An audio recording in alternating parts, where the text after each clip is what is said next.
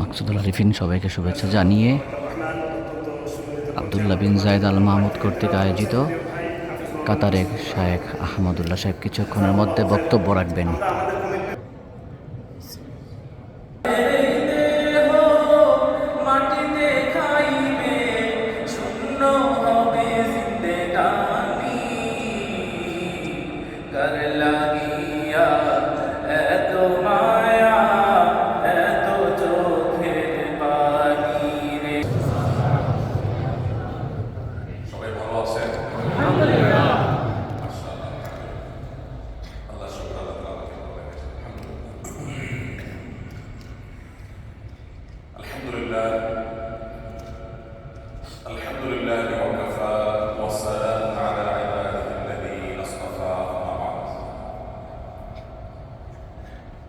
সকল প্রশংসা সেই মহান রবের,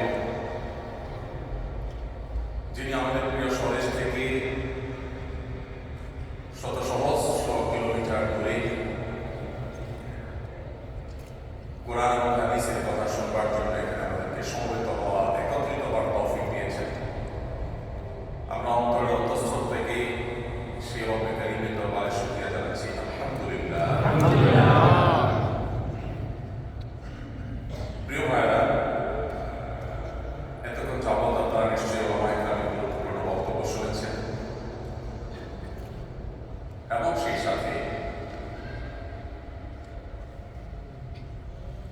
ইনশাআল্লাহ বিইذنিল্লাহ আগামী আরো কয়েকদিন যাবত আমাদের প্রোগ্রামগুলো আরো দুদিন যাবত অন্তত চলমান থাকবে। সেখানে হয়তো আপনাদের সাথে দেখা হবে। খুব বেশি কথা বলার সুযোগ নেই, রাত কম হয়নি। আমরা সংক্ষিপ্ত সময়ে কয়েকটি বার্তা আপনাদের কাছে পৌঁছে দিতে চাই। সর্বপ্রথম কথা হলো, প্রবাস জীবনটা বড় কষ্টের, অনেক বেশি কষ্টের। এই কষ্টটা আমি একটু ভালোভাবে অনুভব করতে পারি এই জন্য যে আমার নিজেরও 10টি বছর প্রবাসে কেটেছে। যারা প্রবাসে থাকেন নাই তাদের কাছে দেশে বসে মনে হয় ওই যে নদীর পাড়ের লোকেরা বলে রাজ্যের সব সুখ পানি, তাদের কাছে মনে হয় এই প্রবাসে চলে গেলে মনে হয় জান্নাতে চলে যাবে। কিন্তু নিজের দেশ, দেশের মাটি, প্রিয়জনকে ফেলে রেখে দূর দেশে প্রবাসে থাকা যে কত কষ্টে, এটা প্রবাসী ছাড়া দেশে থাকা মানুষদের দ্বারা বোঝা সম্ভব নয়। আমি একটা কথা প্রায় বলার চেষ্টা করি, যারা প্রবাসে থাকে এই বেচারাদের কোনো দেশ নাই। যে দেশে থাকে, বিশেষ করে বিদেশ প্রবাসীদের কথা বলছি, যে সমস্ত দেশে মাইগ্রেশনের খুব বেশি সুযোগ নেই, সে সমস্ত দেশের কথা বলছি। এখানে প্রবাসীরা থাকলে তাদেরকে স্থানীয়রা মনে আজনবী, মানে কি বিদেশি, চিনি না, আজনবী মানে অচেনা মানুষ, মানে এই আমার দেশের না, বাইরে থেকে আসছে, অন্য দেশ থেকে আসছে কাজের জন্য, হালাল রুজির জন্য, আমার লোক না, আজনবী, অপরিচিত মানুষ, অচেনা মানুষ, ভিনদেশী। আবার যখন দেশে যাবে, গ্রামে গঞ্জে রাস্তাঘাটে বাজারে যখন যাবে, বলবে কি আসছে, বিদেশি আসছে। এটা আপনার দেশ না, এখানে আপনি আজনবী, আর নিজ দেশে আপনি প্রবাসী। যতক্ষণ বিমানে থাকেন আকাশে, ওইটাও যদি বাংলাদেশ বিমান হয়, তাও সবসময় যে আপনি সেখানে ওইটাকে অন করতে পারেন, সবসময় সেটাও সুযোগ। ইসলামের শরিয়াত দণ্ডবিধিকে একটা সাজার নাম হলো জালাওয়াতান। জালাওয়াতান মানে দেশান্তর, অর্থাৎ কেউ কোনো অপরাধ করেছে, তারা দেশ থেকে বের করে দূর দেশে কোনো দিক টিপে রেখে আসে, এটা একটা শাস্তি।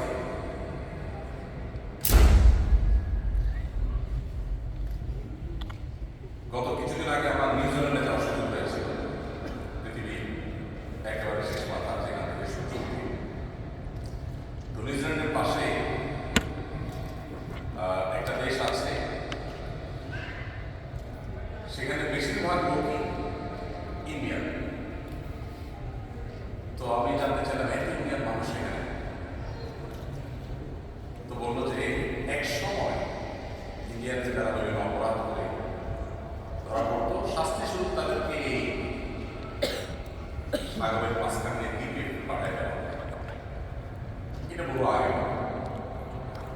কোরআনে কারিমে আল্লাহ রাব্বুল আলামিন এই শাস্তির কথা বলেছেন, আউয়ুন খাও মিনাল আরদ, দেশান্তর করে দাও, এটা একটা শাস্তি।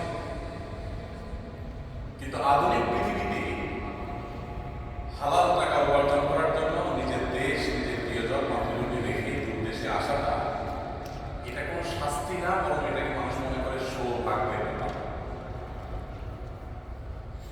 যতই আমাদের সৌভাগ্যের ব্যাপার মনে করি, প্রকৃত অর্থে প্রবাস জীবনটা আসলে অনেক কষ্টের, অনেক ব্যথা। সব আছে, তারপর কিছু একটা যেন আমরা দেশে ডোমেস্টিক এয়ারলাইন্সে ঢাকা থেকে চিটাগাং, কক্সবাজার, সিলেট বিভিন্ন জায়গায় আসা হবে। বিমান ওঠা নামার সময় মানুষের মধ্যে বিশেষ কোনো কৌতূহল স্বাভাবিকভাবে দেখা যায়। কিন্তু মিডল ইস্ট থেকে বা মালয়েশিয়া থেকে আমাদের প্রবাসী ভাইরা যে সমস্ত বিমানে থাকেন, 2 বছর, 4 বছর, 6 বছর পর, অনেকে আরও পরে দেশে যাচ্ছে, তাদের বহন করা বিমানটা যখন ম্যাপে দেখে যে কলকাতার মাটি ছেড়ে এখন বাংলাদেশের দিকে প্রবেশ করে যাচ্ছে বিমান, তখন ভেতরটা নড়াচড়া দিয়ে দেশে আসছে। আর যখন ল্যান্ড করা শুরু হয়, এয়ার হোস্টেসরা সবাই পারলে হাতে পায়ে ধরে বাইরে বসে, প্রবাসীদের বসানো যায় না। দেশের প্রতি, দেশের মাটির প্রতি তাদের এই টান যে তারা জায়গা দিয়ে পারলে লাভ দিয়ে না। এই কথাগুলো বলার উদ্দেশ্য হল, এত কষ্ট যে আপনারা করছেন প্রবাসে থেকে, কিসের জন্য? কিছু হালাল উপার্জনের জন্য, একটু ভালোভাবে দিনাতিপাত করার জন্য।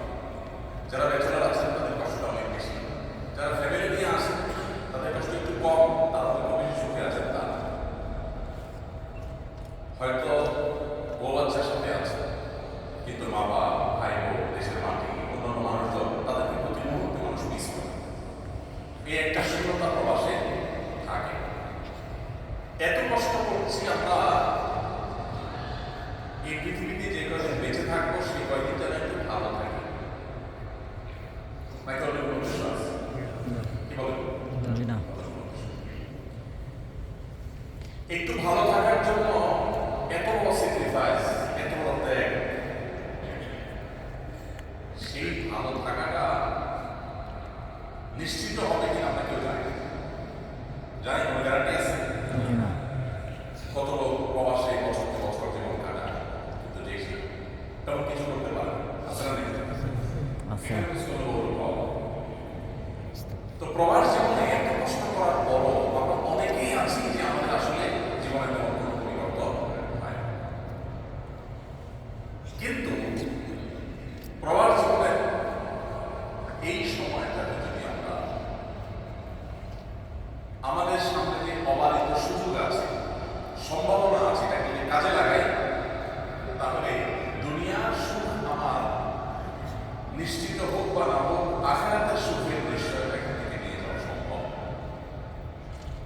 বিশেষ করে আপনারা যারা কাতার প্রবাসী আছেন, আমি বিশেষভাবে আপনাদেরকে বলতে চাই, পৃথিবীর যে কোনো দেশে প্রবাসী বাংলাদেশি ভাইদের চাইতে একটি জায়গায় আপনাদের বেশ কিছু অ্যাডভান্টেজ এবং বিশেষ কিছু ভালো দিক আছে। যারা সৌদি আরবে থাকেন, মক্কা মদিনা যেতে পারেন, উমরা করতে পারেন, হারামাইন জিয়ারত করতে পারেন, সেই অ্যাডভান্টেজটা পৃথিবীর কোনো জায়গায় নেই। কিন্তু কাতারে যারা থাকেন তাদের যে অ্যাডভান্টেজটা আছে সেটা সৌদি আরবে যারা আছেন তাদেরও নেই, পৃথিবীর অন্য কোনো দেশেই নেই। এতজন সুদক্ষ আলেম দিন, ভালো মানের বিশ্বমানের হাফেজ, সারা ওয়ার্ল্ডের যে কোনো হাফেজদের সাথে কম্পিটিশন করে শীর্ষে থাকার মতো পারে নিজের স্বদেশী এরকম বিদগ্ধ আলেম, হাফেজ এবং কারিদের এই বিশাল বহর কাতার ছাড়া এই পৃথিবীর কোন দেশে এত বেশি আপনি আর পাবেন না। এটা কাতার প্রবাসীদের জন্য যে কত বড় অ্যাডভান্টেজ, এটা যে আপনাদের জন্য কত বড় সৌভাগ্যের, এটা আপনি অনুভব করতে পারবেন, হাড়ে হাড়ে টের পাবেন যদি আপনি ইউরোপ যান, যদি আপনি আমেরিকা যান, যদি আপনি চায়নায় যান, বিভিন্ন দেশে যান, দেখবেন যে এটি অসহায় মানুষ ঘুরে যে একজন আলেমের কাছ থেকে একটা মাসআলা জিজ্ঞাসা করবে, একটু কোরআনটা সহি করবে, একটু দিনটা শিখবে, সে মানুষটা হন্যে হয়ে খুঁজে কেউ পায় না।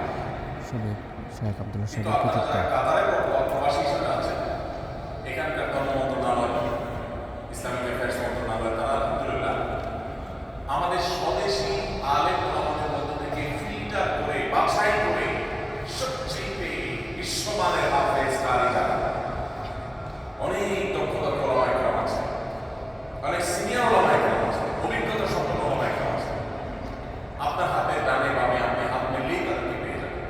এই যে সুবর্ণ সুযোগ আছে, এই সুবর্ণ সুযোগটা এই প্রবাস জীবনে আমাদের জন্য অনেক বড় একটা নিয়ামত। এটাকে যদি আমরা সঠিকভাবে ব্যবহার করতে পারি, কাজে লাগাতে পারি, তাহলে প্রবাস জীবনে টাকা পয়সা অর্জন হোক বা না হোক, আমার জীবন পরিবর্তন হয়ে জান্নাতমুখী যাত্রায় আমি এগিয়ে যেতে পারি ইনশাআল্লাহ। ইনশাআল্লাহ। এই জন্য আপনাদের প্রতি আমার উদাত্ত আহ্বান থাকবে, এই সুযোগটাকে আপনারা হেলায় না, এই সুযোগটাকে আপনারা নষ্ট করবেন না। দেশেও অনেক আলেম আমাকে মানুষ এত কাছে পায়। আপনি নিজেও যদি দেশে ফেরত যান, আপনার নিজের সময়ও হবে না, সারাদিন ব্যস্ত থাকবেন, আত্মীয় স্বজন হোক, আজকে অমুক জায়গায়, আমি আরেক জায়গায়।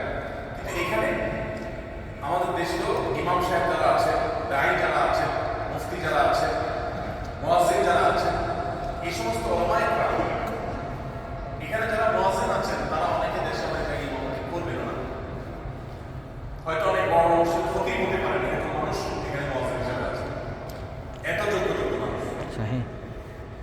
এই যে মানুষগুলো আছে, এই মানুষগুলোকে দেশে গেলে আপনি তাদের কাছ থেকে একটু কোরআন শিখবেন, কোরআনটা বিশুদ্ধ করবেন, একটু ইসলাম সম্পর্কে জানবেন, আপনি নিজেকে পরিবর্তন করবেন। এই সুযোগটা দেশে গেলে তাদেরও সময় হবে না, আপনারও সময় হবে না। কিন্তু এই জায়গাতে ডিউটির সময়ের বাকি যে সময়টা আছে, তারা আমরা বেঁচে আছি, পুরো সময়টা আমাদের নিজস্ব, একান্ত আমাদের। আমরা চাইলে সেই সময়টা অনেক কিছু করা সম্ভব। আল্লাহ রাব্বুল আলামিন আমাদের সবাইকে সেই সুবর্ণ সুযোগ কাজে লাগাবার তৌফিক দান করুন। আমিন। অনেক প্রবাসী ভাইরা আছে যাদের সময় বেশিরভাগ কাটে হলো টেলিভিশনে, আর বাকি সময় কাটে ফেসবুক, ইউটিউবে। ঠিক না বেশি? ফেসবুক, ইউটিউব এবং টেলিভিশনের মধ্যে বুধ হয়ে 2, 4, 5, 10 বছর পর জীবন কাটিয়ে আপনি কি অর্জন করেছেন? অ্যাচিভমেন্টটা কি? আখিরাত তো বটেই, দুনিয়ার অর্জনটা কি আমরা কি বলতে পারবো? কিন্তু আমরা যদি টার্গেট করি যে আমি 2, 4, 5 বছর প্রবাসে থাকলে এখান থেকে আমি পরিপূর্ণ এবং খাঁটি মুসলমান হয়ে যাব, তাহলে সেই পরিবেশ এখানে আছে, সেই সুযোগ এখানে আছে, সেই সম্ভাবনা এখানে আছে, আপনি চাইলে শুধুমাত্র ফিরতে পারবেন। নবী করিম সাল্লাল্লাহু আলাইহি ওয়াসাল্লাম বলেছেন, ইহতানিম খামসান ক্বাবলা খামস, 5টা বিষয়ের আগে 5টা বিষয়কে তুমি কদর করো। হায়াত ক্বাবলা মওতিক, এর মধ্যে একটা হলো তোমার মৃত্যুর আগে তোমার জীবনকে তুমি কদর করো। আমরা প্রবাসে আছি দেখে আমাদের জীবন থেমে নেই, জীবনের চাকা কিন্তু ঘুরছে, বরফের মতো হলে শেষ হচ্ছে, এবং আমরা কবরমুখী অভিযাত্রা এগিয়ে যাচ্ছি। বিধায় প্রবাস জীবনকে সর্বোচ্চ কাজে লাগানো আমাদের জন্য অনেক বড় একটা চ্যালেঞ্জিং বিষয়। আল্লাহ আমাদের সবাইকে সে তৌফিক দান করুন। প্রিয় ভাইরা আমার, আমরা যদি টার্গেট করি যে আমরা যারা কোরআন সহি করে করতে পারি না, আমি আবার বলতে চাই, আপনার কোরআনকে বিশুদ্ধ করার মতো হাফেজ, কারি, আলেম এই দেশে যাদেরকে পাচ্ছেন, ক্রিম সারা দেশ থেকে বাছাই করে করে করে বিভিন্ন কম্পিটিশন থেকে তারপর তাদেরকে নিয়ে আসা হয়েছে, তারা জানেন এটা র্যান্ডমলি ভিসা নিয়ে সবাই চলে আসতে পারেনি, বেশিরভাগ ক্ষেত্রেই এরকম হয়েছে। অতএব এই মানুষগুলোকে তাদেরকে আপনি রিকোয়েস্ট করে, অনুরোধ করে যদি আপনার কোরআনটাকে সহি করাতে পারেন, যাদের কোরআন সহি আছে তারা যদি 2-4 পারা কোরআন হিফজ করার প্ল্যান প্রোগ্রাম করেন, তাহলে খুব সহজে এটা করা সম্ভব। এবং ওলামায়ে কেরাম যদি দিন শিক্ষার জন্য বিভিন্ন কোর্সের ব্যবস্থা করেন, 2 মাস ব্যাপী, 3 মাস ব্যাপী, একবারে তাহারাত থেকে নিয়ে জানাজা পর্যন্ত কমপ্লিট প্যাকেজ, একজন মুসলমান জানাজা নয়, এটা যদি হয়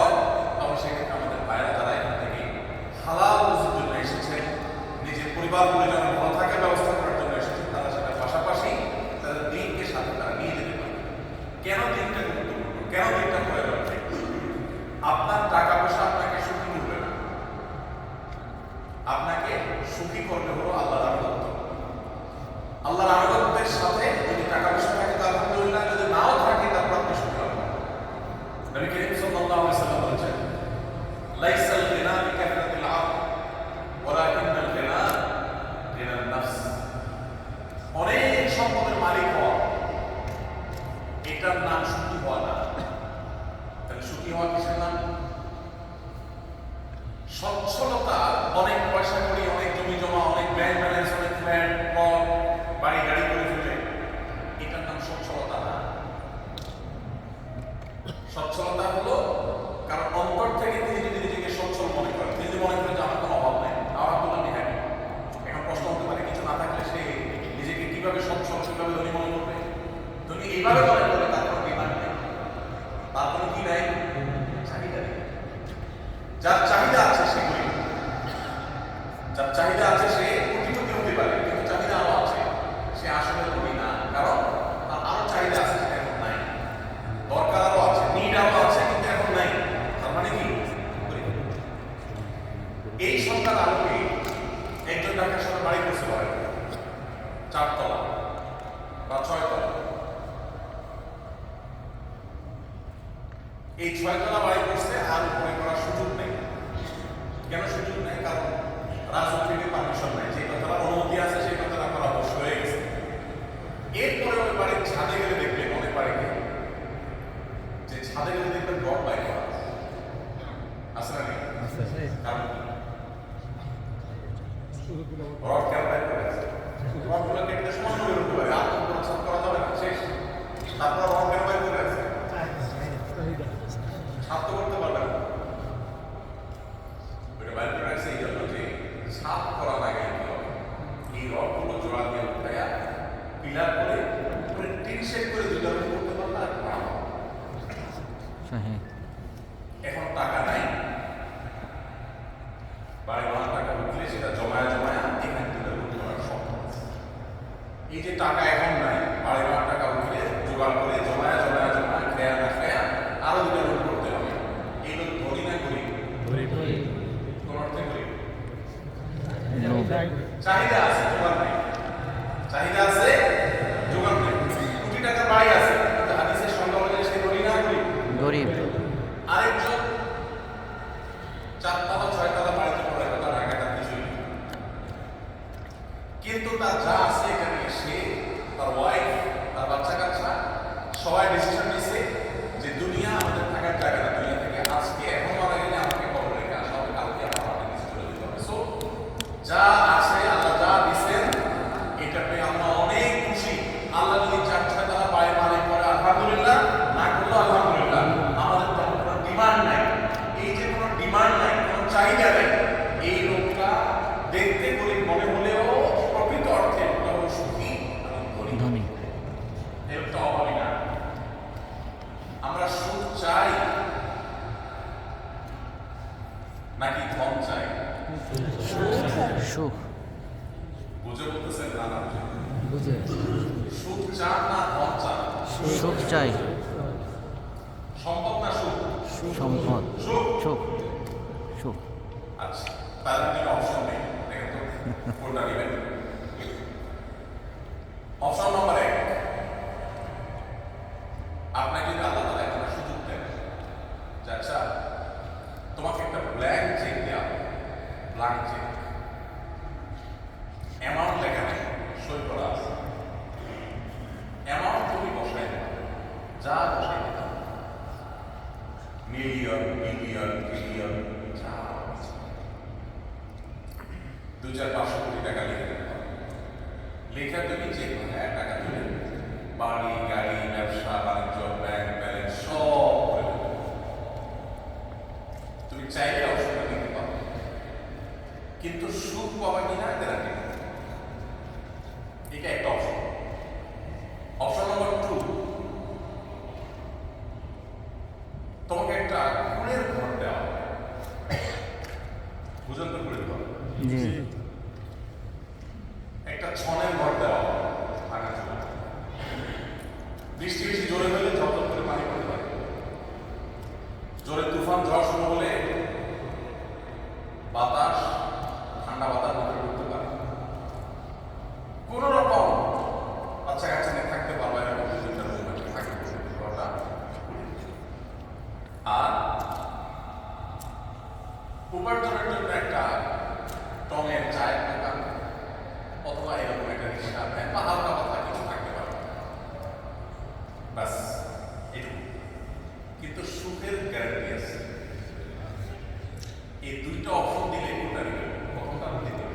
দ্বিতীয়টা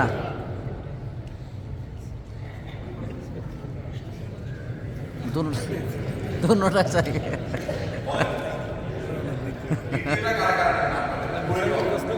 জি